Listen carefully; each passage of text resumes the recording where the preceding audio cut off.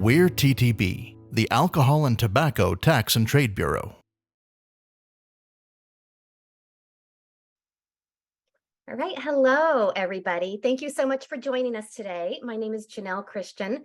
I'm the Director of the Office of Industry and State Outreach here at TTB. And we are so glad that you joined us today for today's webinar, TTB Bootcamp for Distillers. And this is the Formulas edition. This is the third in our series. So far, we've done a TTB overview and permits. And then we did records and reports and returns. If you missed either of those and you're interested in those, we do have the slides available for those on our website. You can find those under the Get Training section of our homepage. It's an icon on the right-hand side of the screen, Get Training, and then presentations. You'll find those presentations under the Distilled Spirit section. And we will also be posting these slides there, so you can use these for reference later on. We're also recording today's webinar, and we will also be transcribing it, and we will post that on our website as well, also under the Get Training section, as soon as the transcriptions are reviewed and cleared. We're currently working on the first two transcripts, and so we will be hopefully posting all of these together later on. So with that, I would like to introduce to you today our esteemed guest speaker, Christian Fay. He's a senior formula specialist with TTB. He's been with the Bureau since 2004. He started off as a labeling specialist working in all of the commodities, and now he's a formula specialist and has worked his way up to senior formula specialist. So you can call him Christian, you can call him Chris, but just don't call him senior. That was my one joke that I will have today. So I think we're going to start off with a couple of poll questions as icebreakers. So with this first one, I will launch the poll. How many formulas do you submit per year? Do you submit less than 5, 5 to 10, 10 to 20, or what is this? How do I even submit a formula? That's why I'm here. We'll give you a couple of minutes to answer that, and then I will share the poll results.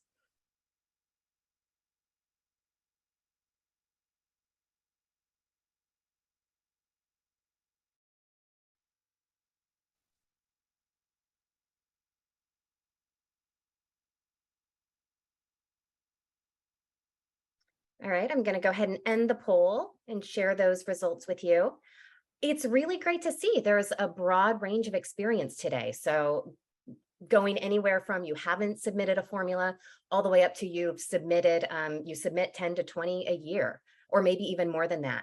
So that is fantastic. Chris is going to provide a wealth of information that will be valuable to everyone, from just starting off to those of you that are more experienced with your formula submissions. And then I have one more poll question for you.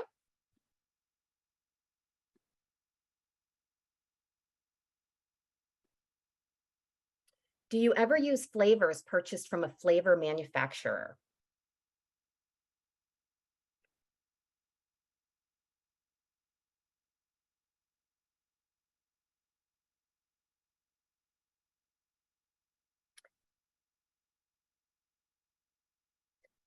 All right, it looks like most of you have responded to the poll. So I'll go ahead and end the poll and share those results. And this is great as well. 76% of you have used or do use flavors purchased from a flavor manufacturer. And that gets a little bit complicated just as far as what you need to submit with your formula application. So Chris is going to go over that as well. So one more note before I turn it over to Chris. At the end of the presentation today, we do have a survey. If you would please fill that out, that would be very greatly appreciated by us. We really use those survey results, not only to assess how we did today and to see if this information was valuable to you, but to see what you'd like presented on in the future, whether that be labeling or trade practices, whatever you might like, and what format you'd like to hear from us in. So please do fill that out at the end. Also, you can submit questions today. If you have questions, you can submit that in the Q&A box, and you can do that anytime during the presentation, and we will address all of the questions at the end. So with that, oh, one more note. We do have our next in our series is labeling. So we will be doing a labeling bootcamp for distillers webinar in 2 weeks. And then after that, we will also be doing what to expect in a distilled spirits plant product integrity investigation and what to expect in an audit. So lots more good content to come. But with that, I will say thank you again for joining us for today's TTB Bootcamp for Distillers webinar on formulas. And with that, I will turn it over to Chris. Thank you, Janelle. So I'm just going to share my screen here and begin the presentation.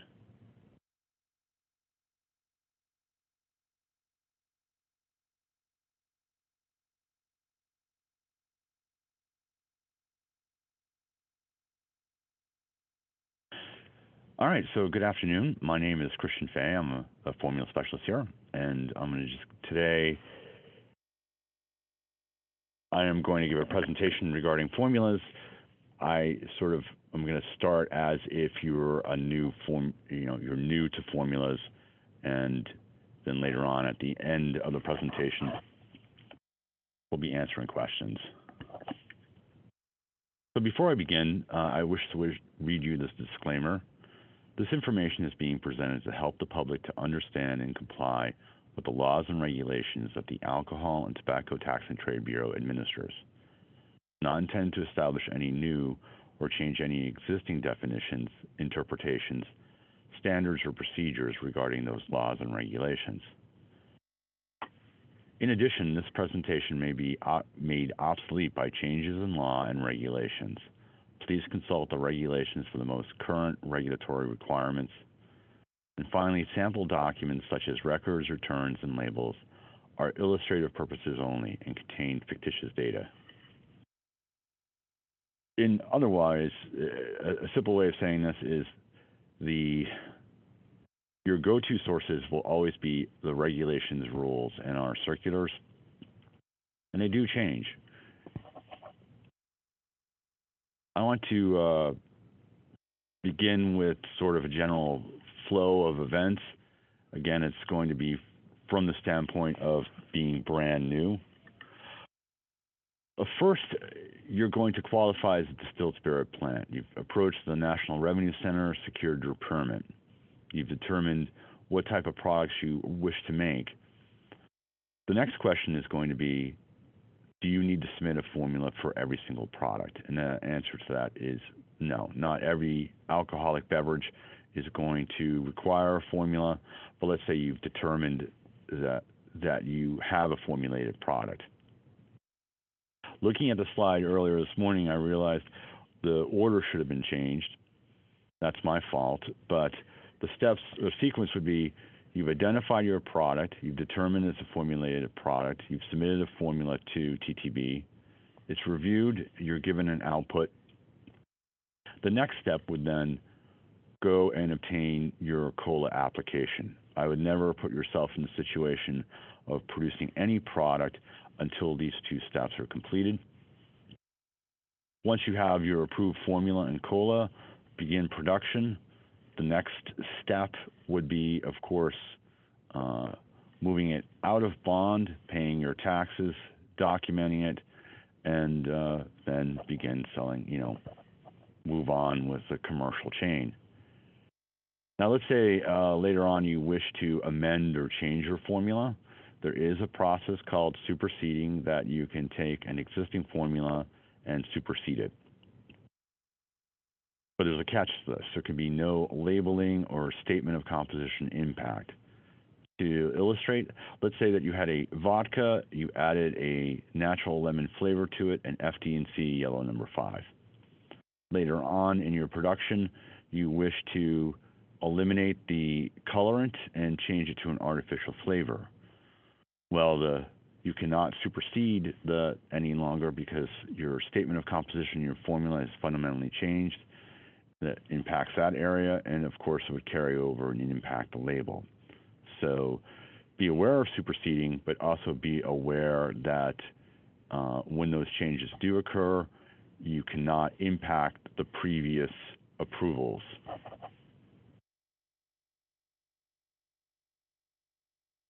The common formula questions I hear all the time are the following.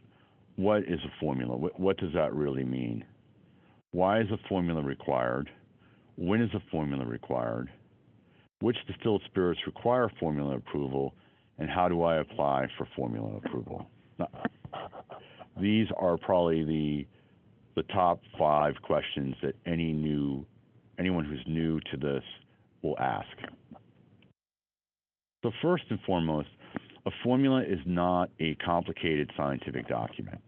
Think of it as a recipe. It's no more complicated than a cake recipe, and it's going to generally consist of 4 parts: your alcohol content by volume, a total yield or batch size, a quantitative list of ingredients, and finally a description of how the product is put together.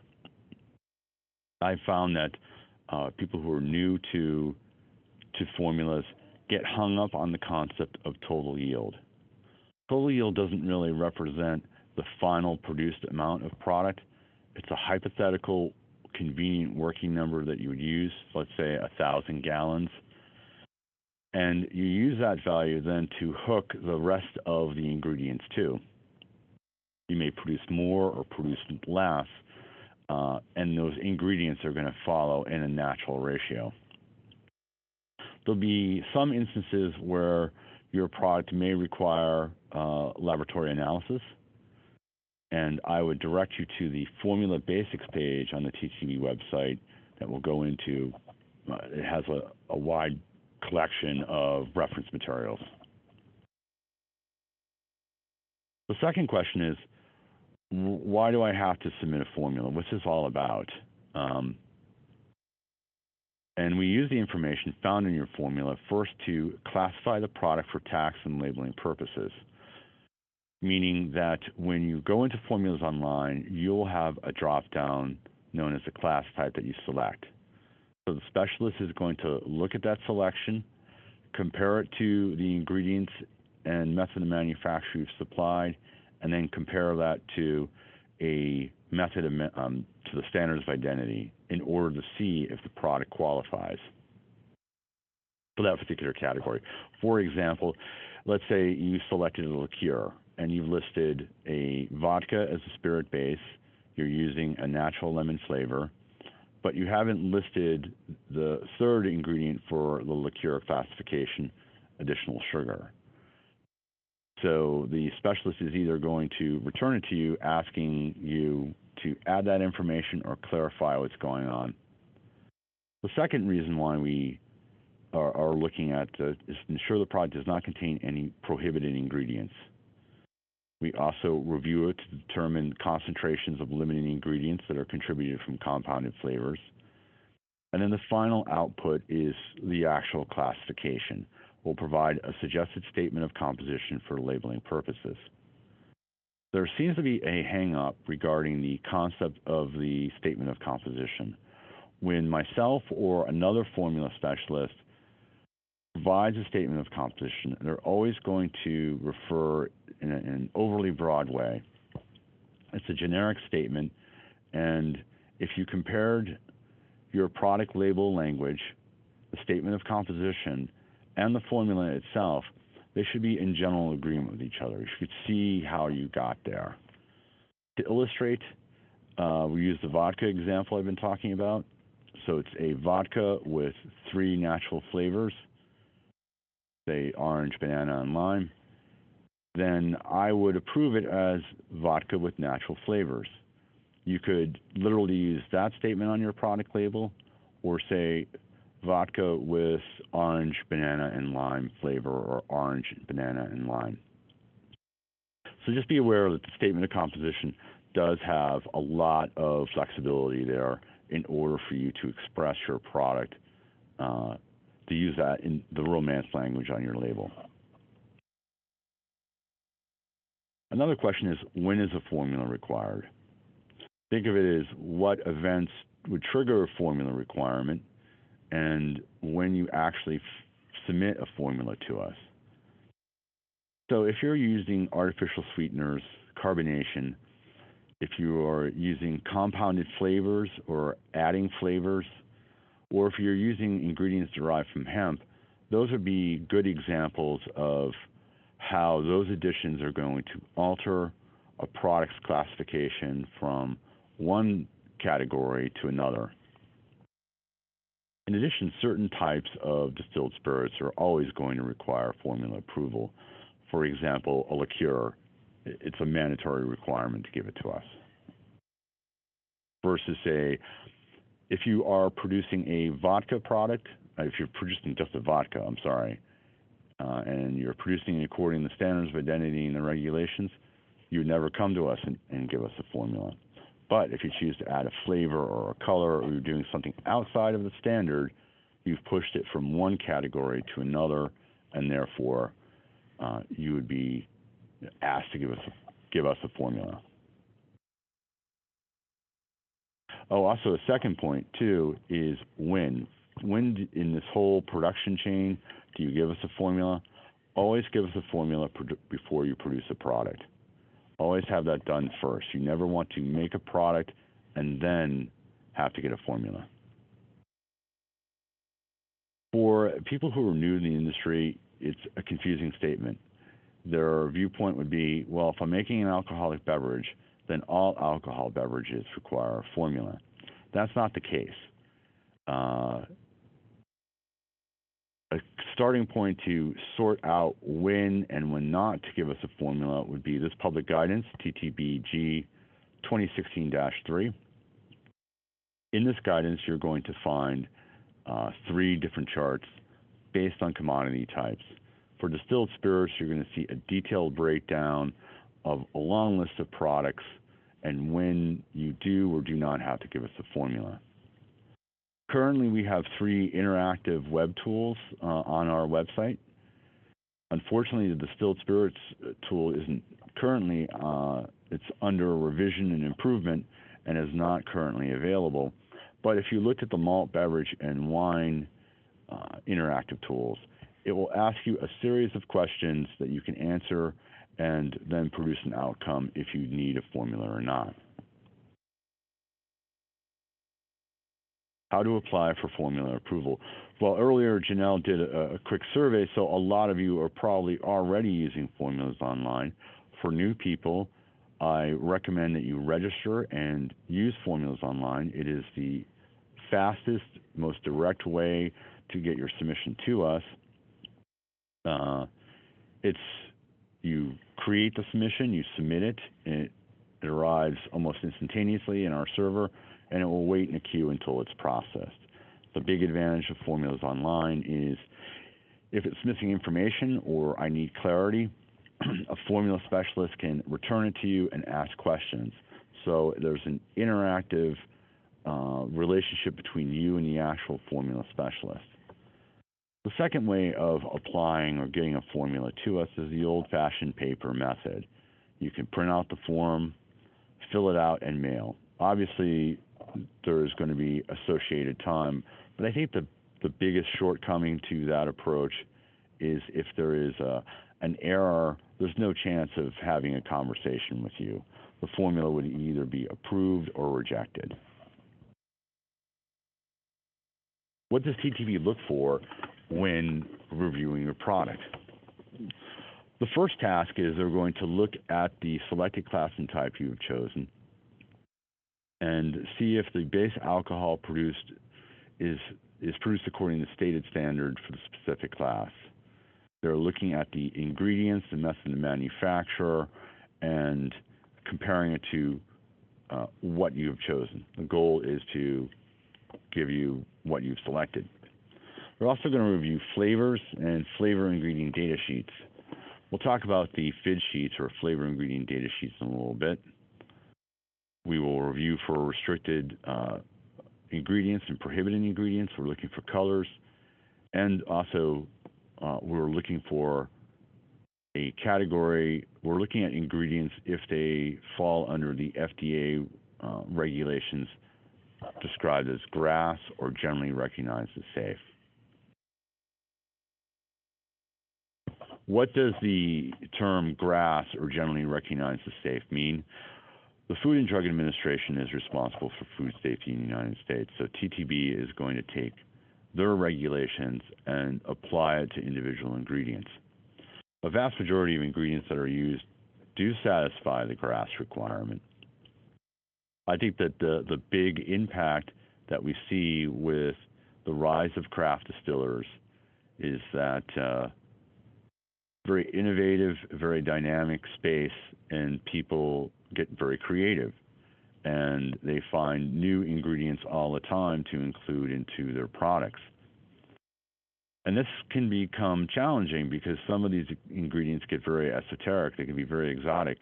And when that's taking place, we recommend that you contact the FDA first to make sure that its application in the product, from their viewpoint, would fall under that classification. You also have to be aware too that how the product is consumed may also impact its GRAS status. For example, it may not be an item that is going to be permitted to be in an alcoholic product. There's a different chemical interaction. Or it can only be used strictly in an alcoholic product. The reference materials for you would be 21 CFR parts 170 through 186. Now, not every item out there has an official GRAS status, and when that takes place, then your best approach is directly reaching out to FDA and asking them to comment on the ingredient when it's being used in an alcoholic beverage.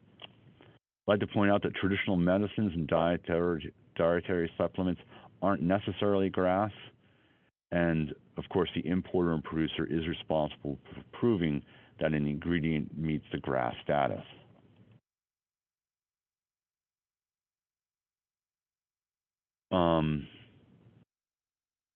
We're going to begin to get into a type of flavor known as compounded flavors, which contain concentrations of limited ingredients. So in this first part, TTB has four limitations, four ingredients they place a limitation on, and they are synthetic maltol, ethyl maltol, synthetic vanillin, and ethyl vanillin. And the consequence to your product, if and they may be directly added to your beverage, but more frequently they're going to appear as ingredients within a compounded flavor. And when you exceed the limitations for this particular set of ingredients, it will then have a consequence on how your flavor is actually going to be classified. It'll shift the flavor from a natural category to an artificial category.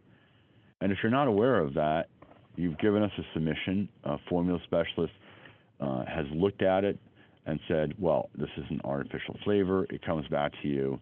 That's an unexpected surprise. The more you know about it up front, the easier it is to plan for it.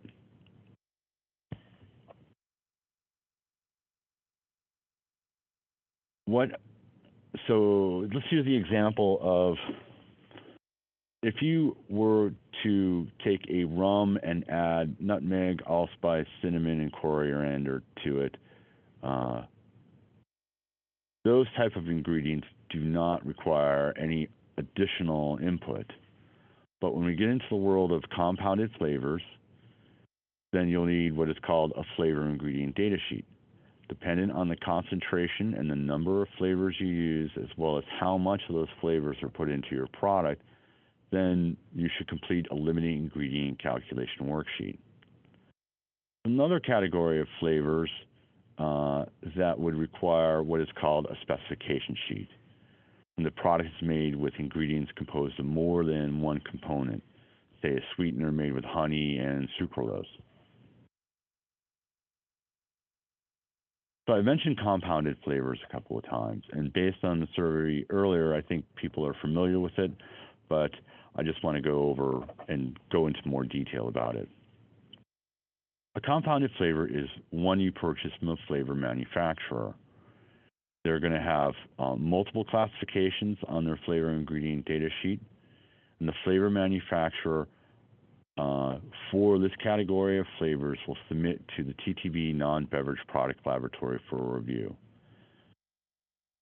They may contain coloring materials as well as artificial sweeteners.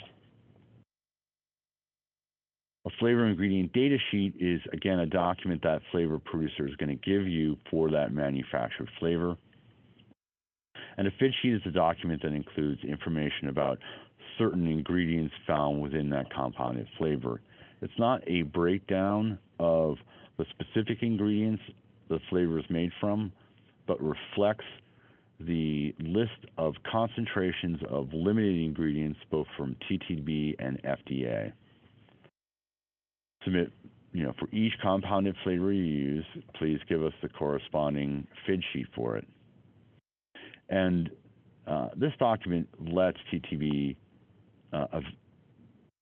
confirm that the compounded flavor has been evaluated by us and the beverage does not contain any ingredients in excess of the limits prescribed by both the FDA and TTB. Also, a good reference point would be TTB-G 2017-4. This is public guidance that goes into a lot of detail regarding compounded flavors.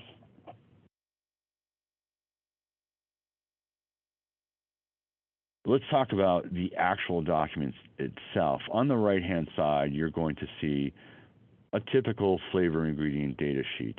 The FID sheet is going to come in one of two formats. This format is the most dominant out there, but you'll see another FID sheet that has a slight variation of this. Again, the flavor manufacturer will supply this document to you.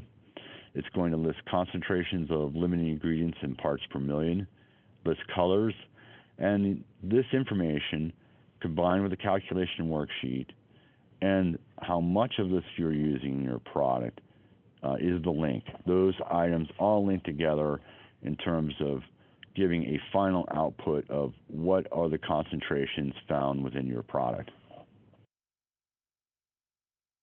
So let's blow up the FID sheet some more and point out some common return headaches that people may face.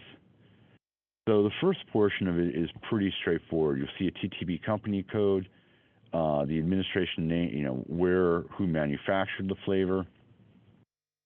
I think what you always want to be alert to is first make sure your flavor ingredient data sheet contains the TTB company code.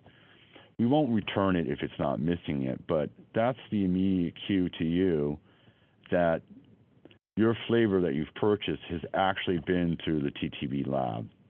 This is not a document that TTB creates, it's a document the flavor manufacturer creates.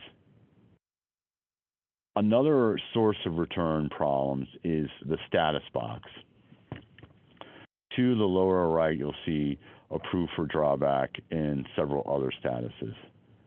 So for a domestic producer, approved for drawback or approved as no action are the two statuses that are going to be chosen. If you have purchased a flavor that says fit for beverage purposes, it may not be used in a domestic product. There's a caveat to that, but in general, if you're directly adding a fit for beverage purpose to a domestically produced product, that is something that can't take place. That status actually really applies to imported products, and a flavor that has the fit for beverage purpose essentially means it is an alcoholic beverage and not a flavor. I think that the two common return problems that we have associated with flavor ingredient data sheets are submitted for TTB approval and not yet submitted to TTB approval. If you have a FID sheet with this status on it, contact the producer and request the updated FID sheets. That is really saying we've never seen this flavor ingredient data sheet at the lab, and we're just going to return it asking for the approved one.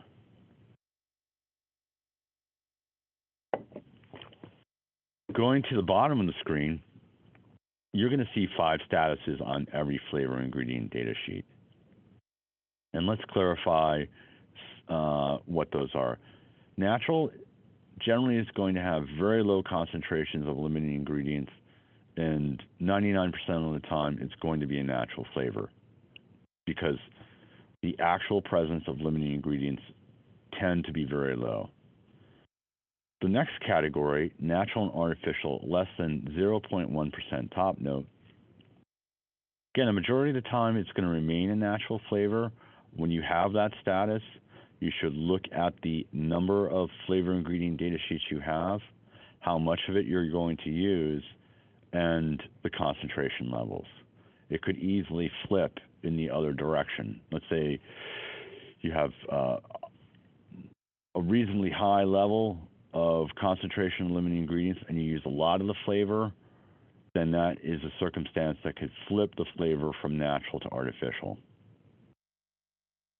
The next two classifications, natural and artificial above 0.1% top note.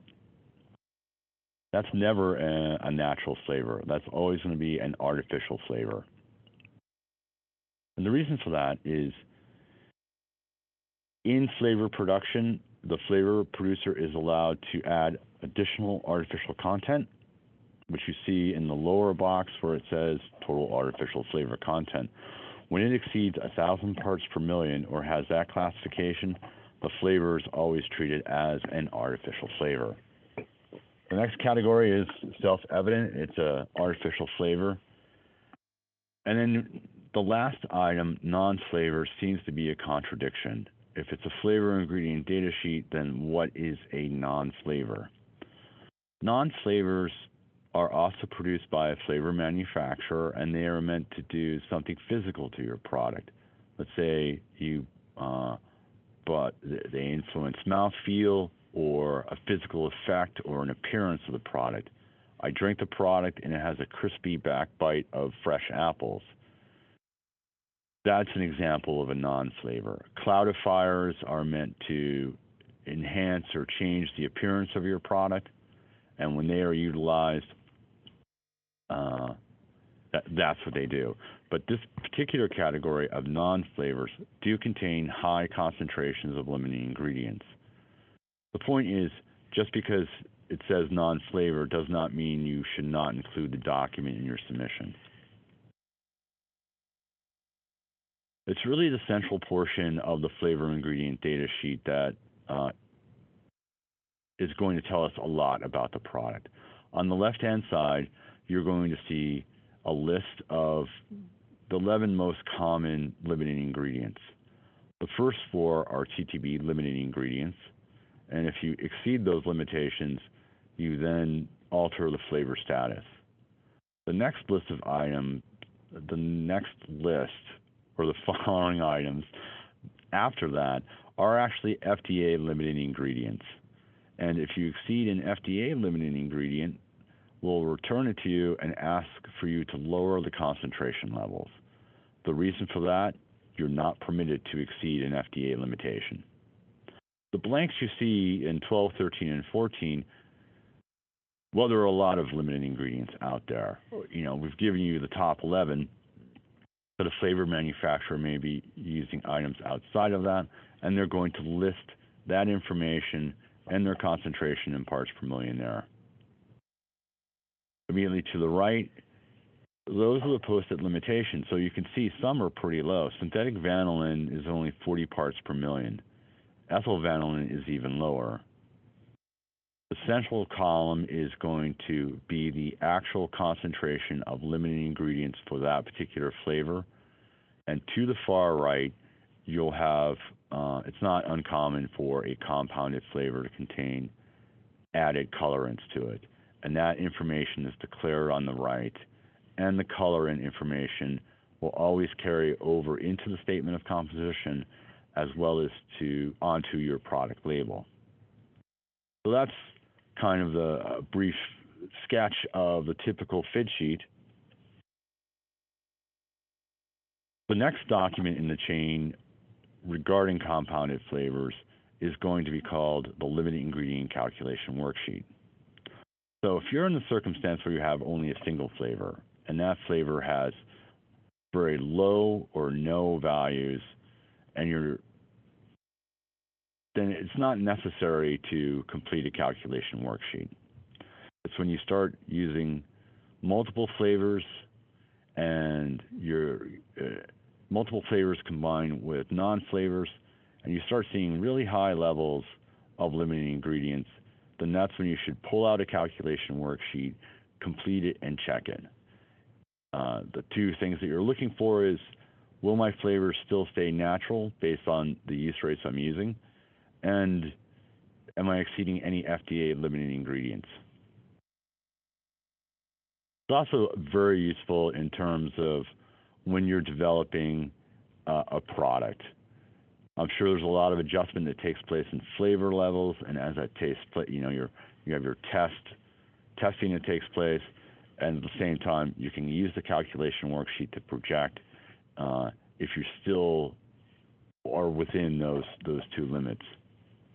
Worksheets are available online, and there's also additional information in the public guidance that goes into greater detail about the background of the limiting component calculation worksheet and how to complete it. Let's look at a characteristic example. This is a limiting ingredient calculation worksheet. It's based on percentages. So in the top portion, you're going to see some placeholder boxes. You don't need to literally fill out all the information. You're putting in enough information. For example, nat blue could be a natural blueberry flavor, the drawback number, company code.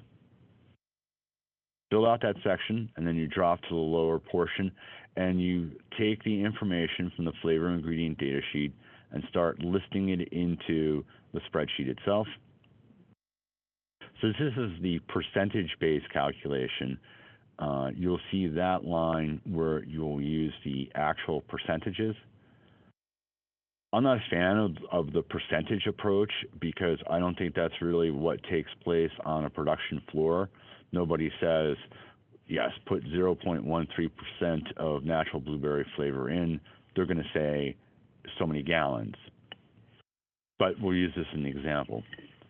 So once you've entered those use rate values, you would look to the right where you'll see the post limitation, and then the calculation worksheet is going to start producing values for you.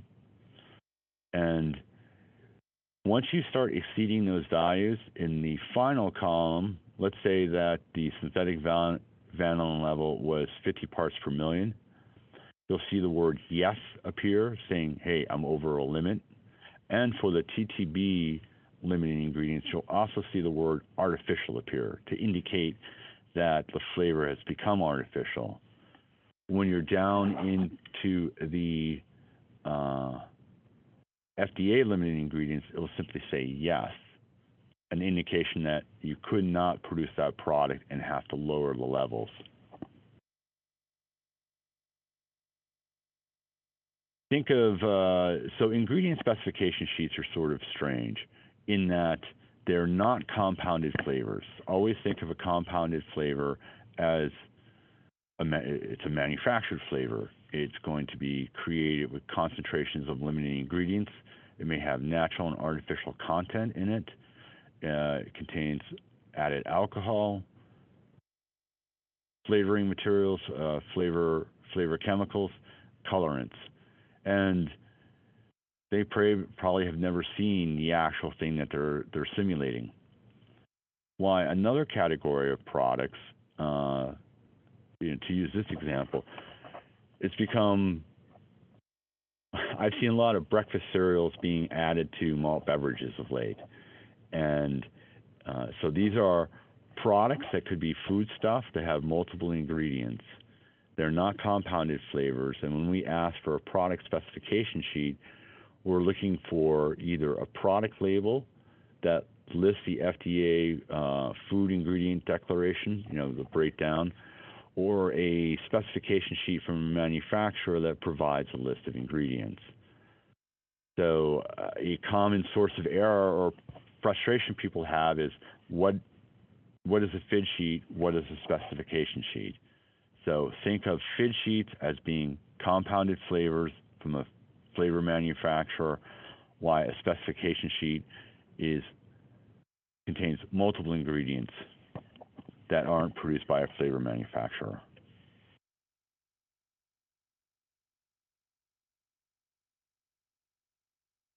So, helpful hints. When creating a formula, the more information you supply, the better. So, supply a quantitative list of ingredients. Again, that's going to be a complete list of ingredients and the actual quantities used to produce the product. Provide a complete method of manufacture. What that means is you have to strike a balance between the absolute minimum versus going in the other end. 10 or 11 sentences that provide the formula specialist enough information to understand what you're doing is a requirement. You do not have to go into great length about the method of manufacture, but let's say that we'll use the example of you're going to distill, you're going to create a distilled spirit specialty, and you're making the mash and creating the spirit. So you've listed the ingredients and the method of manufacture. Step one is you describe how you produce a spirit. Mash grains, ferment, distill at a particular proof of distillation. And then following that is the sequence of steps of when things get added. Indicate at what stage flavors are added to the product. If you're using compounded flavors, again, the flavor ingredient data sheet, as well as taking the additional step of if you think a flavor ingredient, limited component calculation worksheet is needed, please add that. When using, again, the craft distiller movement is really innovative. They really come up with some far out ideas to go into products. And when you are using herbs and botanicals that you think are unusual, use the common name as well as add the scientific name. That helps the formula specialist here to search and find out more information about that particular ingredient. And when you're dealing with the exotic, I would always contact the Food and Drug Administration first, explain what you're doing, and include the written response with your formula submission. Useful formula resources are guidance pages, but I think that some good go-to resources are going to be the Distilled Beverage Alcohol Manual. Chapter 1 will discuss commodity statements, but Chapter 4 for distilled spirits is going to have really a large breakout of a large number of products and their minimum requirements. And finally, Chapter 7, which is a chart in the Beverage Alcohol Manual, that is going to give you a breakdown of there are alcoholic products that you're not allowed to add anything to. There's another group that you have limitations placed on, and a third that you have none. And that chart pulls a lot of information together that you can easily reference. I would definitely, for new people, get familiar with Chapter 4 and Chapter 7 and print them off and stick them on a wall or have them in a folder that's easily to get to and consult it. Let's look at formulas online. Again, earlier, a lot of people indicated that they've been using compounded flavors, so I'm assuming that there are a lot of people out there already who are using the system. But if you're not, Formulas Online is going to be set up at tabs at the top of the page.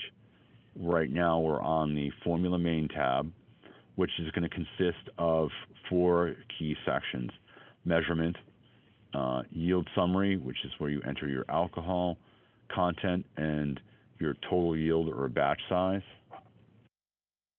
Then as you move into step 3, you'll enter the individual ingredients one at a time, provide additional information. You can also attach documentation in this field. And finally, step 4 is the method of manufacture, where you're going to provide that brief breakdown. I would number it and organize it as if, here are the basic steps in order to create the product. The big advantage of filling out step 3 is if it's complete, it really organizes information. It really assists the formula specialist at this end about what's going on. And instead of having multiple documents that are loaded, it goes right to the heart of the matter. What are some common reasons that formulas are returned? Primarily, a big source of return errors are going to be missing information. People have compounded flavors, but they have not loaded the flavor ingredient data sheet. They're missing limiting ingredient calculation worksheets. And there's confusion between compounded flavors and flavors that require a specification sheet. So it seems like the higher return rate is associated with conveying or explaining what the documents are needed to get something submitted in. And of course, when you want to contact us, the customer service line, you can also contact us through the ALFD portal. That concludes today's presentation. If when you get a chance, Janelle mentioned earlier the feedback form. But that's pretty much what I have now, so I guess we can start with questions.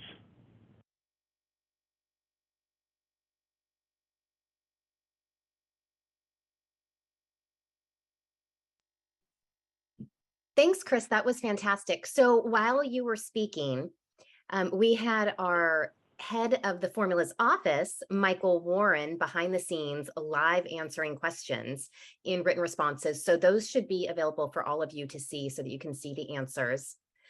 So we have one open question right now. It is, if I want to make several different flavored vodkas, do they each require a separate formula if they would all be using a TTB approved extract, albeit a different flavor? So if I understand it, you have a vodka base, it has different flavors, and the answer would be yes, but it's also qualified. First, you need a formula, but you could probably address your concerns.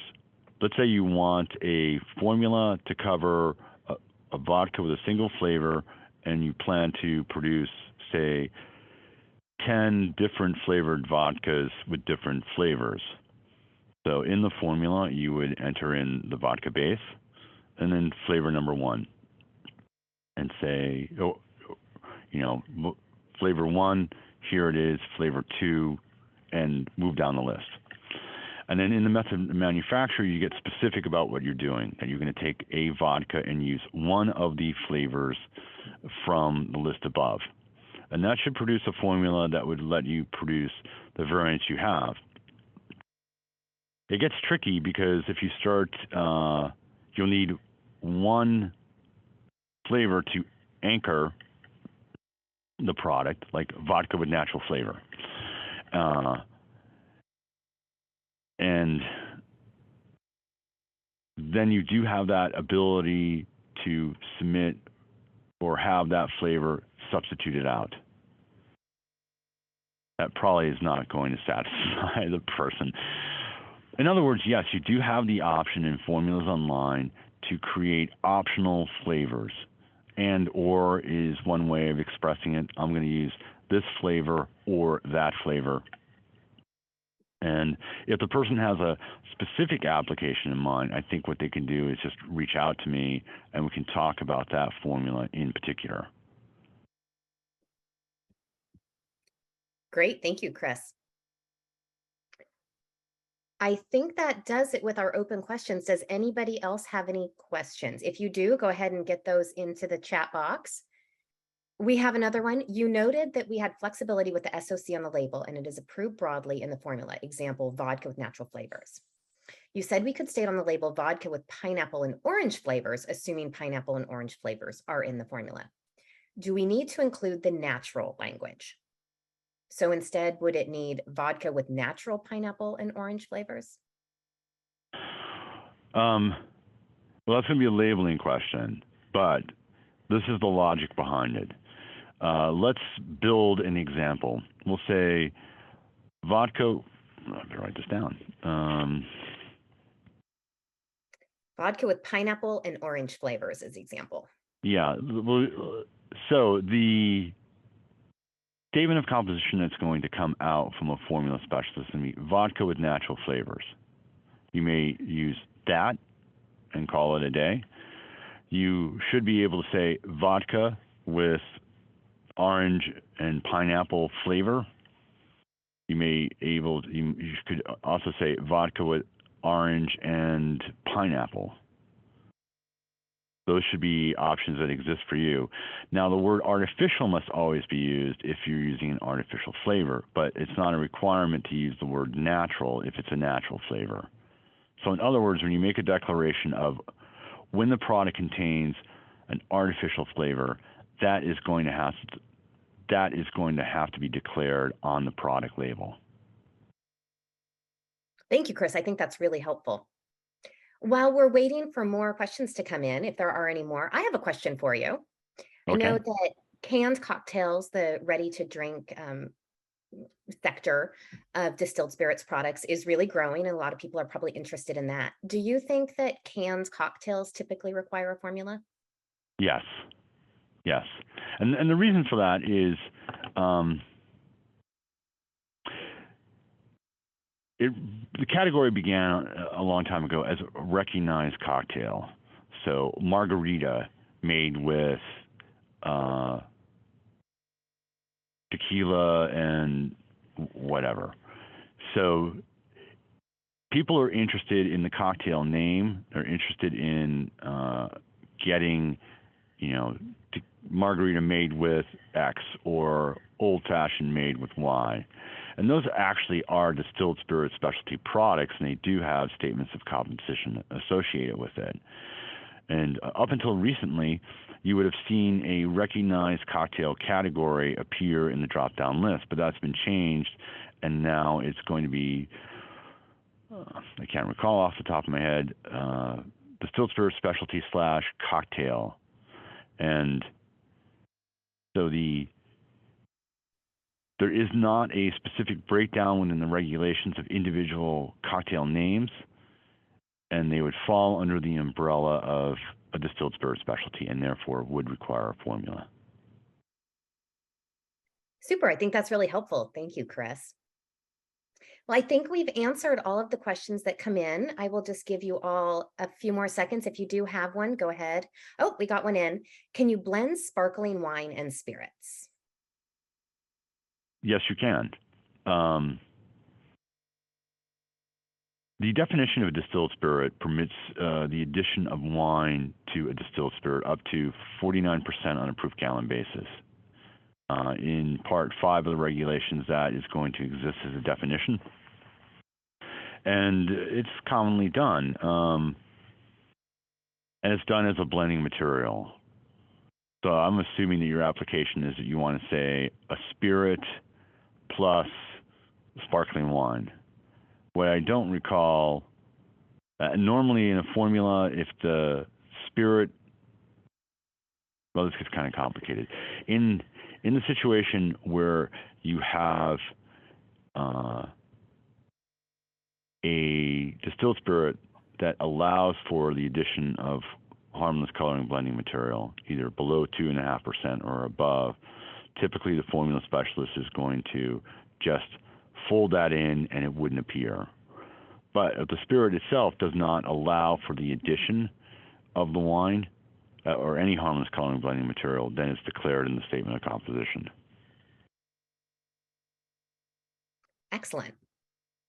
We have another question. If we want to register and import a product that is currently sold in the US market, imported by other importers, do we still need formula approval for the same product again?